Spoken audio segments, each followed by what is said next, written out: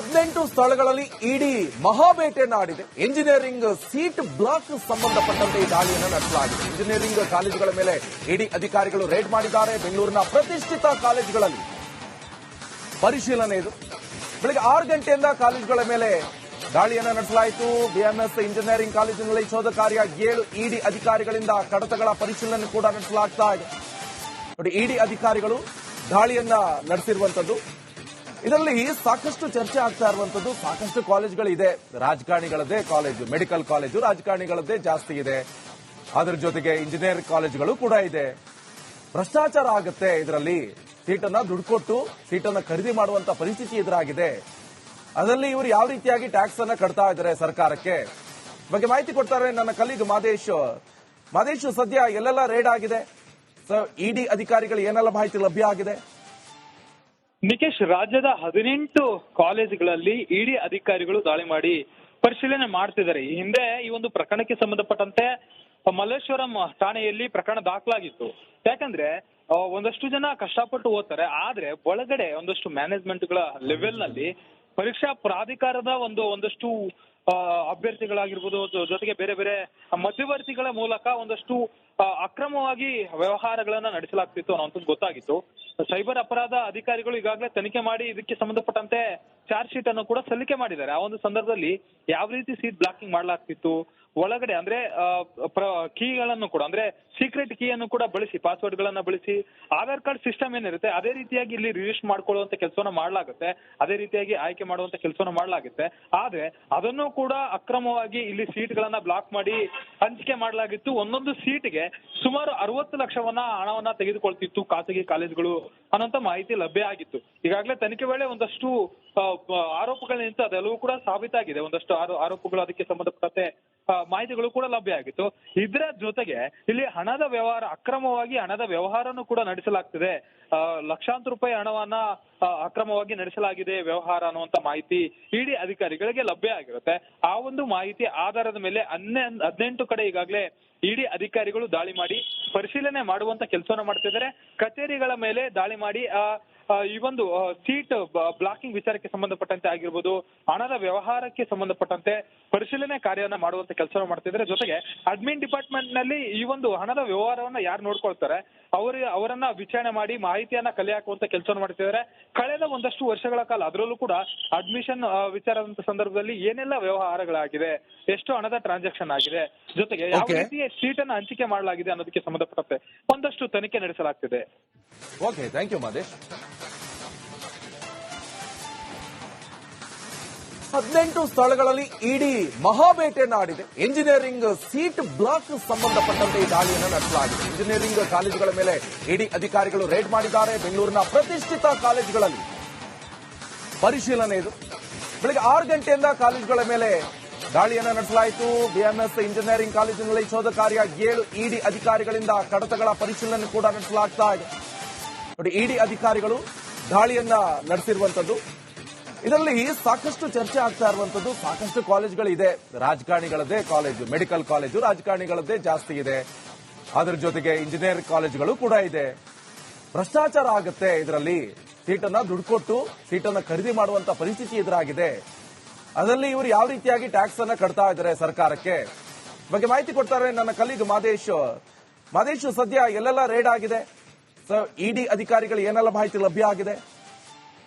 ನಿಕೇಶ್, ರಾಜ್ಯದ 18 ಕಾಲೇಜುಗಳಲ್ಲಿ ಇಡಿ ಅಧಿಕಾರಿಗಳು ದಾಳಿ ಮಾಡಿ ಪರಿಶೀಲನೆ ಮಾಡ್ತಿದ್ದಾರೆ. ಈ ಹಿಂದೆ ಈ ಒಂದು ಪ್ರಕರಣಕ್ಕೆ ಸಂಬಂಧಪಟ್ಟಂತೆ ಮಲ್ಲೇಶ್ವರಂ ಠಾಣೆಯಲ್ಲಿ ಪ್ರಕರಣ ದಾಖಲಾಗಿತ್ತು. ಯಾಕಂದ್ರೆ ಒಂದಷ್ಟು ಜನ ಕಷ್ಟಪಟ್ಟು ಓದ್ತಾರೆ, ಆದ್ರೆ ಒಳಗಡೆ ಒಂದಷ್ಟು ಮ್ಯಾನೇಜ್ಮೆಂಟ್ಗಳ ಲೆವೆಲ್ ನಲ್ಲಿ ಪರೀಕ್ಷಾ ಪ್ರಾಧಿಕಾರದ ಒಂದಷ್ಟು ಅಭ್ಯರ್ಥಿಗಳಾಗಿರ್ಬೋದು, ಜೊತೆಗೆ ಬೇರೆ ಬೇರೆ ಮಧ್ಯವರ್ತಿಗಳ ಮೂಲಕ ಒಂದಷ್ಟು ಅಕ್ರಮವಾಗಿ ವ್ಯವಹಾರಗಳನ್ನ ನಡೆಸಲಾಗ್ತಿತ್ತು ಅನ್ನೋಂಥದ್ದು ಗೊತ್ತಾಗಿತ್ತು. ಸೈಬರ್ ಅಪರಾಧ ಅಧಿಕಾರಿಗಳು ಈಗಾಗಲೇ ತನಿಖೆ ಮಾಡಿ ಇದಕ್ಕೆ ಸಂಬಂಧಪಟ್ಟಂತೆ ಚಾರ್ಜ್ ಶೀಟ್ ಅನ್ನು ಕೂಡ ಸಲ್ಲಿಕೆ ಮಾಡಿದ್ದಾರೆ. ಆ ಒಂದು ಸಂದರ್ಭದಲ್ಲಿ ಯಾವ ರೀತಿ ಸೀಟ್ ಬ್ಲಾಕಿಂಗ್ ಮಾಡಲಾಗ್ತಿತ್ತು, ಒಳಗಡೆ ಅಂದ್ರೆ ಕೀಗಳನ್ನು ಕೂಡ ಅಂದ್ರೆ ಸೀಕ್ರೆಟ್ ಕೀ ಅನ್ನು ಕೂಡ ಬಳಸಿ, ಪಾಸ್ವರ್ಡ್ ಗಳನ್ನ ಬಳಸಿ, ಆಧಾರ್ ಕಾರ್ಡ್ ಸಿಸ್ಟಮ್ ಏನಿರುತ್ತೆ ಅದೇ ರೀತಿಯಾಗಿ ಇಲ್ಲಿ ರಿಜಿಸ್ಟರ್ ಮಾಡ್ಕೊಳ್ಳುವಂತ ಕೆಲಸವನ್ನ ಮಾಡಲಾಗುತ್ತೆ. ಅದೇ ರೀತಿಯಾಗಿ ಆಯ್ಕೆ ಮಾಡುವಂತ ಕೆಲಸವನ್ನ ಮಾಡಲಾಗುತ್ತೆ. ಆದ್ರೆ ಅದನ್ನು ಕೂಡ ಅಕ್ರಮವಾಗಿ ಇಲ್ಲಿ ಸೀಟ್ ಗಳನ್ನ ಬ್ಲಾಕ್ ಮಾಡಿ ಹಂಚಿಕೆ ಮಾಡಲಾಗಿತ್ತು. ಒಂದೊಂದು ಸೀಟ್ಗೆ ಸುಮಾರು 60 ಲಕ್ಷವನ್ನ ಹಣವನ್ನ ತೆಗೆದುಕೊಳ್ತಿತ್ತು ಖಾಸಗಿ ಕಾಲೇಜುಗಳು ಅನ್ನೋಂತ ಮಾಹಿತಿ ಲಭ್ಯ ಆಗಿತ್ತು. ಈಗಾಗಲೇ ತನಿಖೆ ವೇಳೆ ಒಂದಷ್ಟು ಆರೋಪಗಳೇನಿತ್ತು ಅದೆಲ್ಲವೂ ಕೂಡ ಸಾಬೀತಾಗಿದೆ. ಒಂದಷ್ಟು ಆರೋಪಗಳು ಅದಕ್ಕೆ ಸಂಬಂಧಪಟ್ಟಂತೆ ಮಾಹಿತಿಗಳು ಕೂಡ ಲಭ್ಯ ಆಗಿತ್ತು. ಇದರ ಜೊತೆಗೆ ಇಲ್ಲಿ ಹಣದ ವ್ಯವಹಾರ, ಅಕ್ರಮವಾಗಿ ಹಣದ ವ್ಯವಹಾರನೂ ಕೂಡ ನಡೆಸಲಾಗ್ತಿದೆ. ಲಕ್ಷಾಂತರ ರೂಪಾಯಿ ಹಣವನ್ನ ಅಕ್ರಮವಾಗಿ ನಡೆಸಲಾಗಿದೆ ವ್ಯವಹಾರ ಅನ್ನುವಂತ ಮಾಹಿತಿ ಇಡಿ ಅಧಿಕಾರಿಗಳಿಗೆ ಲಭ್ಯ ಆಗಿರುತ್ತೆ.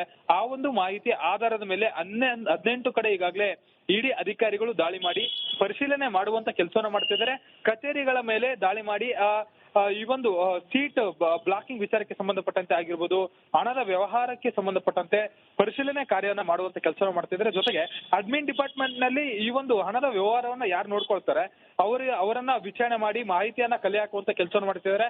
ಕಳೆದ ಒಂದಷ್ಟು ವರ್ಷಗಳ ಕಾಲ ಅದರಲ್ಲೂ ಕೂಡ ಅಡ್ಮಿಷನ್ ವಿಚಾರದ ಸಂದರ್ಭದಲ್ಲಿ ಏನೆಲ್ಲ ವ್ಯವಹಾರಗಳಾಗಿದೆ, ಎಷ್ಟು ಹಣದ ಟ್ರಾನ್ಸಾಕ್ಷನ್ ಆಗಿದೆ, ಜೊತೆಗೆ ಯಾವ ರೀತಿಯ ಸೀಟ್ ಅನ್ನ ಹಂಚಿಕೆ ಮಾಡಲಾಗಿದೆ ಅನ್ನೋದಕ್ಕೆ ಸಂಬಂಧಪಟ್ಟಂತೆ ಒಂದಷ್ಟು ತನಿಖೆ ನಡೆಸಲಾಗ್ತಿದೆ.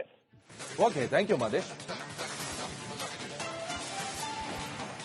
18 ಸ್ಥಳಗಳಲ್ಲಿ ಇಡಿ ಮಹಾಬೇಟೆಯನ್ನು ಆಡಿದೆ. ಇಂಜಿನಿಯರಿಂಗ್ ಸೀಟ್ ಬ್ಲಾಕ್ ಸಂಬಂಧಪಟ್ಟಂತೆ ಈ ದಾಳಿಯನ್ನು ನಡೆಸಲಾಗಿದೆ. ಇಂಜಿನಿಯರಿಂಗ್ ಕಾಲೇಜುಗಳ ಮೇಲೆ ಇಡಿ ಅಧಿಕಾರಿಗಳು ರೇಡ್ ಮಾಡಿದ್ದಾರೆ. ಬೆಂಗಳೂರಿನ ಪ್ರತಿಷ್ಠಿತ ಕಾಲೇಜುಗಳಲ್ಲಿ ಪರಿಶೀಲನೆ ಇದು. ಬೆಳಗ್ಗೆ 6 ಗಂಟೆಯಿಂದ ಕಾಲೇಜುಗಳ ಮೇಲೆ ದಾಳಿಯನ್ನು ನಡೆಸಲಾಯಿತು. ಬಿಎಂಎಸ್ ಇಂಜಿನಿಯರಿಂಗ್ ಕಾಲೇಜಿನಲ್ಲಿ ಶೋಧ ಕಾರ್ಯ, 7 ಇಡಿ ಅಧಿಕಾರಿಗಳಿಂದ ಕಡತಗಳ ಪರಿಶೀಲನೆ ಕೂಡ ನಡೆಸಲಾಗ್ತಾ ಇದೆ. ನೋಡಿ, ಇಡಿ ಅಧಿಕಾರಿಗಳು ದಾಳಿಯನ್ನ ನಡೆಸಿರುವಂತದ್ದು. ಇದರಲ್ಲಿ ಸಾಕಷ್ಟು ಚರ್ಚೆ ಆಗ್ತಾ ಇರುವಂತದ್ದು, ಸಾಕಷ್ಟು ಕಾಲೇಜುಗಳಿದೆ. ರಾಜಕಾರಣಿಗಳದ್ದೇ ಕಾಲೇಜು, ಮೆಡಿಕಲ್ ಕಾಲೇಜು ರಾಜಕಾರಣಿಗಳದ್ದೇ ಜಾಸ್ತಿ ಇದೆ. ಅದರ ಜೊತೆಗೆ ಇಂಜಿನಿಯರಿಂಗ್ ಕಾಲೇಜುಗಳು ಕೂಡ ಇದೆ. ಭ್ರಷ್ಟಾಚಾರ ಆಗುತ್ತೆ ಇದರಲ್ಲಿ. ಸೀಟನ್ನ ದುಡ್ಡು ಕೊಟ್ಟು ಸೀಟನ್ನ ಖರೀದಿ ಮಾಡುವಂತ ಪರಿಸ್ಥಿತಿ ಎದುರಾಗಿದೆ. ಅದರಲ್ಲಿ ಇವರು ಯಾವ ರೀತಿಯಾಗಿ ಟ್ಯಾಕ್ಸ್ ಅನ್ನ ಕಟ್ತಾ ಇದ್ದಾರೆ ಸರ್ಕಾರಕ್ಕೆ ಬಗ್ಗೆ ಮಾಹಿತಿ ಕೊಡ್ತಾರೆ ನನ್ನ ಕಲೀಗ್ ಮಾದೇಶ್.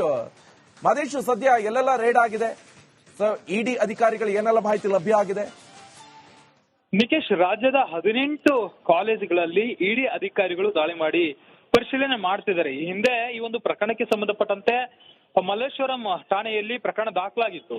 ಯಾಕಂದ್ರೆ ಒಂದಷ್ಟು ಜನ ಕಷ್ಟಪಟ್ಟು ಓದ್ತಾರೆ, ಆದ್ರೆ ಒಳಗಡೆ ಒಂದಷ್ಟು ಮ್ಯಾನೇಜ್ಮೆಂಟ್ ಗಳ ಲೆವೆಲ್ ನಲ್ಲಿ ಪರೀಕ್ಷಾ ಪ್ರಾಧಿಕಾರದ ಒಂದಷ್ಟು ಅಭ್ಯರ್ಥಿಗಳಾಗಿರ್ಬೋದು, ಜೊತೆಗೆ ಬೇರೆ ಬೇರೆ ಮಧ್ಯವರ್ತಿಗಳ ಮೂಲಕ ಒಂದಷ್ಟು ಅಕ್ರಮವಾಗಿ ವ್ಯವಹಾರಗಳನ್ನ ನಡೆಸಲಾಗ್ತಿತ್ತು ಅನ್ನೋಂಥದ್ದು ಗೊತ್ತಾಗಿತ್ತು. ಸೈಬರ್ ಅಪರಾಧ ಅಧಿಕಾರಿಗಳು ಈಗಾಗಲೇ ತನಿಖೆ ಮಾಡಿ ಇದಕ್ಕೆ ಸಂಬಂಧಪಟ್ಟಂತೆ ಚಾರ್ಜ್ ಶೀಟ್ ಅನ್ನು ಕೂಡ ಸಲ್ಲಿಕೆ ಮಾಡಿದ್ದಾರೆ. ಆ ಒಂದು ಸಂದರ್ಭದಲ್ಲಿ ಯಾವ ರೀತಿ ಸೀಟ್ ಬ್ಲಾಕಿಂಗ್ ಮಾಡಲಾಗ್ತಿತ್ತು, ಒಳಗಡೆ ಅಂದ್ರೆ ಕೀಗಳನ್ನು ಕೂಡ ಅಂದ್ರೆ ಸೀಕ್ರೆಟ್ ಕೀ ಅನ್ನು ಕೂಡ ಬಳಸಿ, ಪಾಸ್ವರ್ಡ್ ಗಳನ್ನ ಬಳಸಿ, ಆಧಾರ್ ಕಾರ್ಡ್ ಸಿಸ್ಟಮ್ ಏನಿರುತ್ತೆ ಅದೇ ರೀತಿಯಾಗಿ ಇಲ್ಲಿ ರಿಜಿಸ್ಟರ್ ಮಾಡ್ಕೊಳ್ಳುವಂತ ಕೆಲಸವನ್ನ ಮಾಡಲಾಗುತ್ತೆ. ಅದೇ ರೀತಿಯಾಗಿ ಆಯ್ಕೆ ಮಾಡುವಂತ ಕೆಲಸವನ್ನ ಮಾಡಲಾಗುತ್ತೆ.